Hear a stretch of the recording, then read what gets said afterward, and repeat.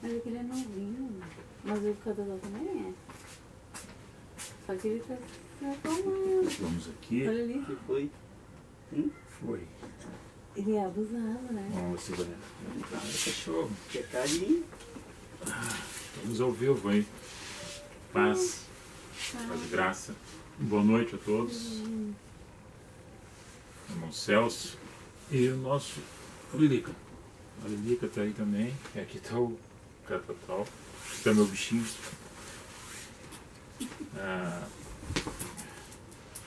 Nós vamos falar sobre a omissão e a omissão a qual nós tratamos aqui,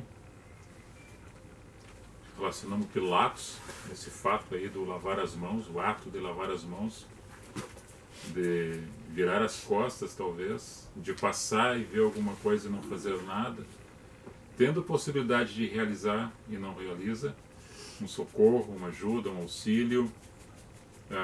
Como nós passamos aí a semana, as notícias são ruins relativo à violência, né? Principalmente contra os indefesos, que são crianças, os velhos, as mulheres.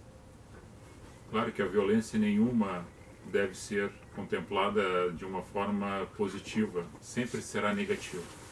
Mas dentro do aspecto onde as pessoas são mais vulneráveis, são mais fracas, dentro do contexto do físico, né, ou da consciência, que seria as pessoas que também têm as suas necessidades especiais e são caso de abandono, idosos, crianças enfermas, pessoas com doenças mentais, e as pessoas que se dizem sãs fisicamente, ou dentro de uma natureza da própria pessoa, acha que é sã, dentro da área da sua psicologia, da sua mente, tratar mal outras pessoas, fazer mal, machucar, ser agressivo, ser bandido, maltratar, usar armas, usar maneiras de passar que a outra pessoa sinta dor. E nisso aí a gente vê, e como agente de segurança pública, que eu sou ainda estando na reserva, não posso fazer vistas grossas. Assim, qualquer cidadão e cidadã tem o poder de polícia. Também tem que observar a circunstância do momento, né, irmão Celso, da sua possibilidade de auxílio. Simplesmente eu acredito que todos têm de posse um telefone para telefonar. E quando a gente observa tudo que está acontecendo na sociedade, que há inversão de valores,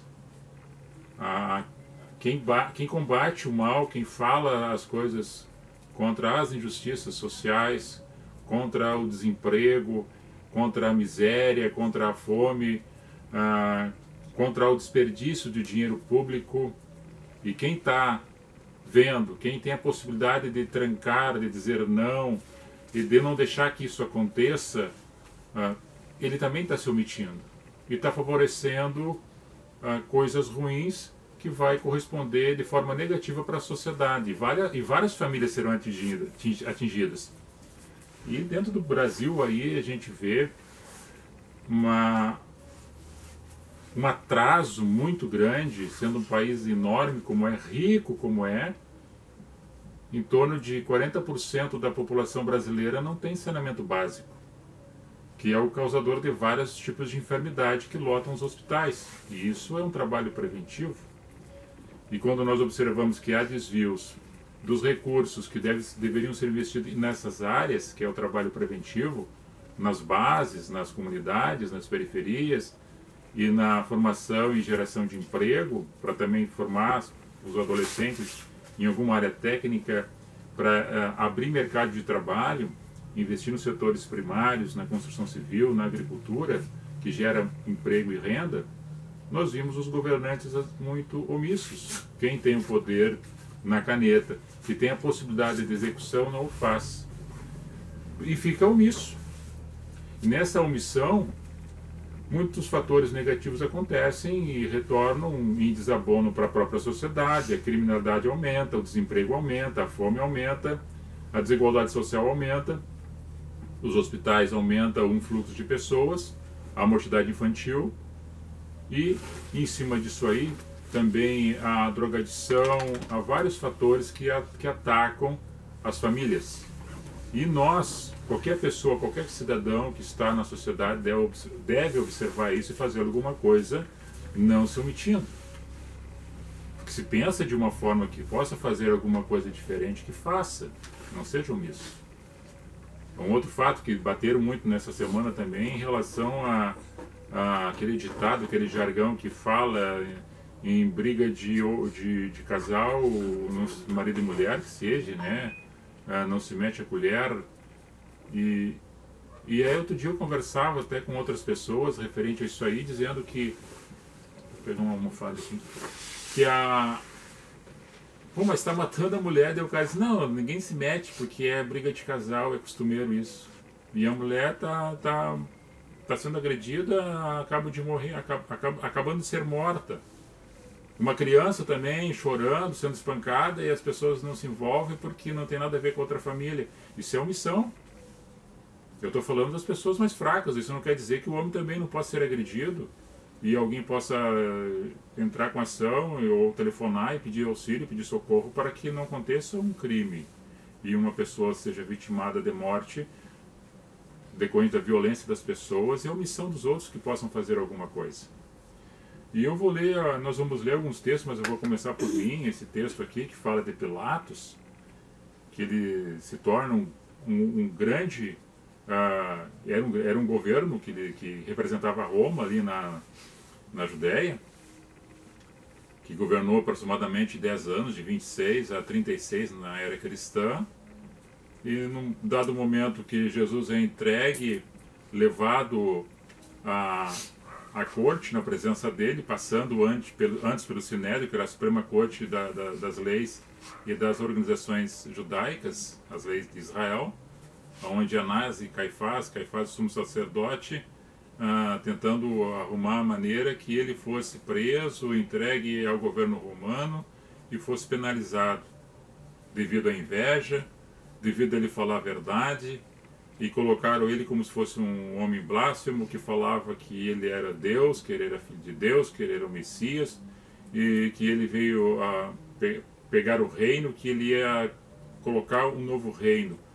E eles misturaram tudo isso para que a religião permanecesse e colocaram ele contra o Império Romano, porque o Império Romano estava sendo ameaçado, porque o novo rei estava chegando.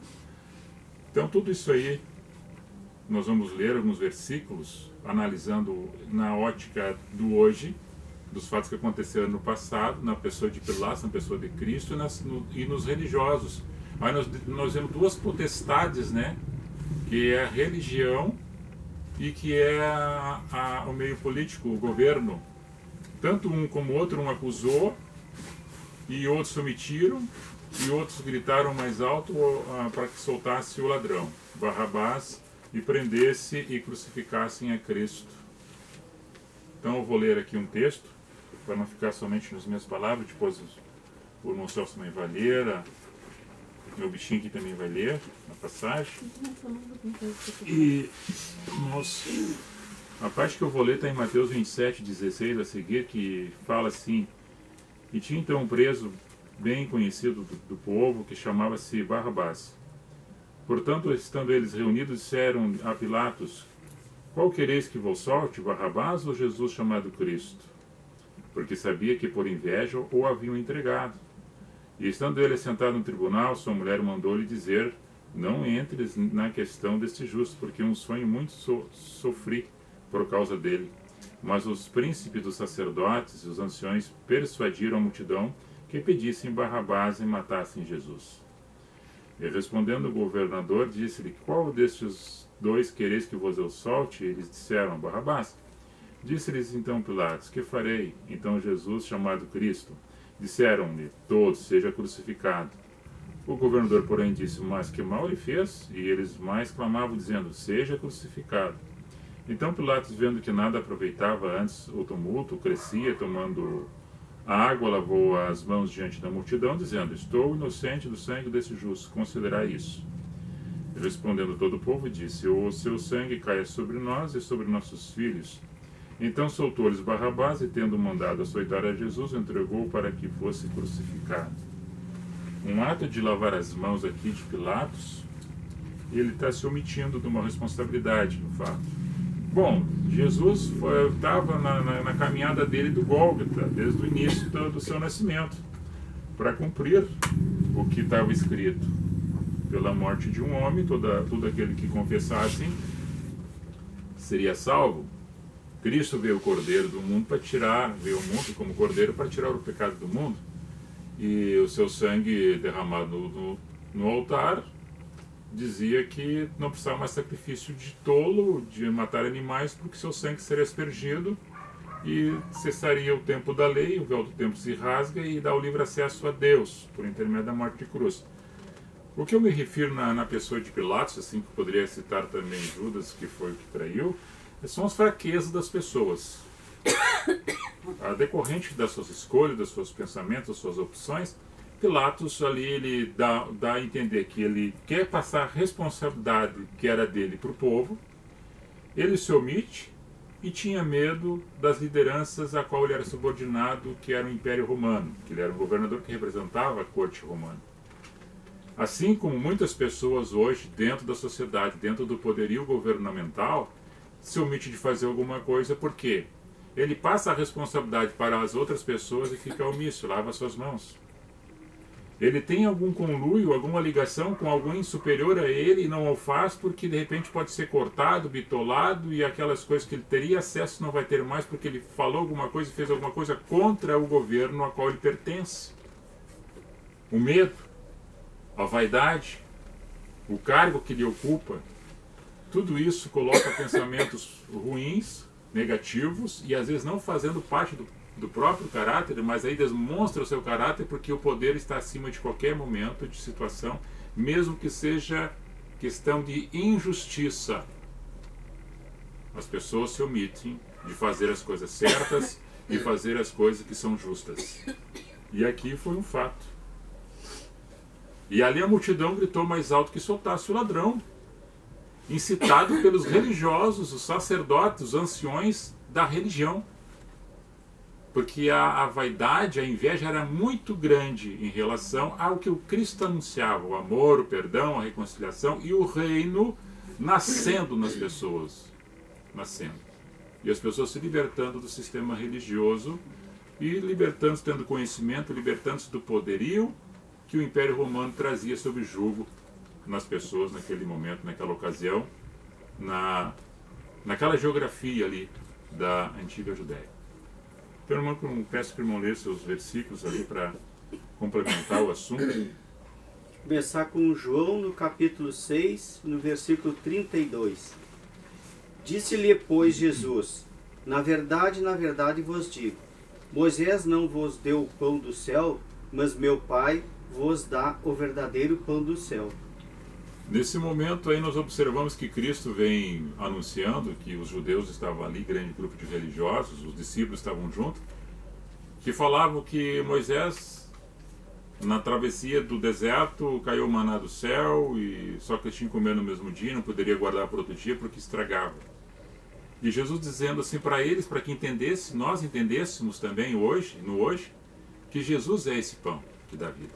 É o pão descido do céu. Irmão, pode prosseguir. João 13, no capítulo 12, 13 e 14. Vós me chamais mestre e senhor, dizeis bem, porque eu o sou. Ora, se o Senhor é mestre, vos lavei os pés, vós deveis também lavar os pés uns dos outros. Porque eu vos dei... 14 até aí. Ele confirma o que estão falando para eles. Eu sou aquilo que vocês dizem, eu sou o mestre, estou vos ensinando. E ele confirma isso em vários momentos, e cada vez que ele confirma isso, uns gostam, outros não. Uns ficam odiando, por causa do seu templo, por causa da sua maneira de ser, das suas tradições religiosas. Tem mais uma? Tem. Tem João no capítulo 14, do versículo 6 ao 9. Disse-lhe Jesus: Eu sou o caminho, a verdade e a vida. Ninguém vem ao Pai senão por mim. Se vós me conheceis a mim, também conhecereis ao meu Pai. E já desde agora o conheceis, e os tendes visto. Disse-lhes Felipe: Senhor, mostra-nos o Pai, o que nos basta. Disse-lhe Jesus: Estou há tanto tempo convosco e não me tendes conhecido? Felipe: Quem me vê a mim, vê o Pai. Como dizes tu, mostra-nos o Pai. Tudo isso alimentou os grupos de religiosos, os fariseus, os que estavam sempre próximos a ele para espiar o que acontecia junto com Cristo. Ele sempre dizendo que ele era o Verbo, que ele veio, quem via ele via Deus, o que eu tinha enviado. Eu sou o caminho, eu sou a verdade, eu sou a vida, eu sou aquele que dá acesso ao Pai, ao Deus, aqueles que vocês falam. E isso aí tudo enraivecia o grupo dos religiosos, porque eles achavam que a tradição deles estava sendo quebrada e estava sendo terminada pelo fato de que Jesus agora está ensinando uma outra coisa que nunca foi dita para eles. E dentro da religião isso não é aceito. Então tudo isso contribuiu para que ele chegasse lá na frente, sendo entregue para a morte de cruz. Você pode ler os teus? Mateus capítulo 27, versículo 18. Porque sabia que por inveja o haviam entregado. Pode ler. Agora João capítulo 8, versículos 57 ao 59. Disseram-lhe, pois, os judeus: Ainda não tens 50 anos e viste Abraão? Disse-lhe Jesus: em verdade vos digo, que antes que Abraão existisse, eu sou. Então pegaram em pedras para lhe atirarem. Mas Jesus ocultou-se e saiu do templo, passando pelo meio deles, e assim se retirou. Jesus é o ontem, é o hoje, é o eterno. E ele falando ali, ele diz, antes de Abraão ser eu sou, Yahvé, eu sou. E isso tudo para eles era uma afronta, tudo isso. Que Jesus se demonstrava como Deus, como Filho de Deus, como Verbo encarnado, como eu sou. O eu sou. O sempre existiu. O Cristo de Deus. E esse fato, quando leva lá na frente para ele ser entregue, muitos que foram curados, que foram libertos, que estavam acorrentados pelos demônios, pelas correntes do mal, pelas enfermidades da vida, as pessoas que foram ressuscitadas, que foram trazidas de volta à vida, que receberam a boa nova, a notícia, muitas delas se omitiram de falar alto, de gritar mais alto, dizendo que queriam a Cristo. E preferiram os outros que gritavam mais alto, falando que preferiam a mentira, que preferiram o ladrão, o enganador. Da mesma forma como Pedro nega 3 vezes, mas foi dito que ele faria isso. Tu vai me negar 3 vezes antes que o galo cante. Então, ele se omitiu também. Mas são considerações que depois é dado a oportunidade de Pedro, quando Jesus ressurreto pergunta para ele 3 vezes se ele amava. E 3 vezes ele responde que ama. E diz, então tu cuida das ovelhas que estão aí, das pessoas. Então não seja mais omisso. Cuide. Tem mais um? Tem. João capítulo 12, versículo 44 ao 46. E Jesus chamou e disse: Quem crê em mim, crê não em mim, mas naquele que me enviou. E quem me vê a mim, vê aquele que me enviou. Eu sou a luz que vim ao mundo, para que todo aquele que crê em mim não permaneça nas trevas. Amém. Hoje, em Cristo, quem tem esse entendimento, fora da religião, que aqui nós falamos no caminho com a graça, no Evangelho simples como ele é, e trazendo para o comportamento nosso, na sociedade a qual nós vivemos. Você crendo ou não crendo, você aceitando ou não aceitando, existe um comportamento muito equivocado na sociedade. Ao acostumar-se com os erros, com as falhas, com o jeitinho brasileiro, que é muito dito aí pelas pessoas, que virou até um jargão, do toma lá da cá, da ineficiência das instituições, que elas estão corrompidas junto com o conluio dos governantes para manter-se no poder, e aquelas pessoas que poderiam fazer a diferença e que ficaram omissas durante muito tempo, se omitindo, vendo as coisas acontecerem, fazendo vistas grossas, ou compactuando com as mesmas falhas, com os mesmos erros do dia a dia, nós erramos e pecamos. E aqui, no sentido de omissão, poderia entrar dentro da Constituição, dentro dos artigos que fala do Código Penal, o artigo 13, no parágrafo 2º, o artigo 135, a Lei 10.286, de 2003, que fala sobre essas características de omissões, que seriam penalizadas, quem deixa de fazer sendo penalizado ou penalizada, por deixar de fazer alguma coisa que poderia fazer e está no seu alcance. Então, todos nós temos as responsabilidades. E quando nós colocamos isto, e as pessoas que estão mal acostumadas em só receber e ser tratadas, e buscam seus direitos e colocam aos quatro ventos os meus direitos e os meus direitos, mas quando chega a sua possibilidade de fazer alguma coisa para a família, para a sociedade, para o município, para o Estado, ficam de braços cruzados, mas quando procuram seus direitos, querem seus direitos garantidos. Então isso tudo faz com que as coisas não funcionem corretamente. Porque o senso de responsabilidade está dentro de uma cultura, de um povo, que foi suplantada dentro das gerações, e ela se multiplicou e se espalhou pela face da terra, e eu falando aqui do Brasil, aonde há as miscigenações. Cada um tem um tipo de cultura, porque nosso povo tem de diversas culturas.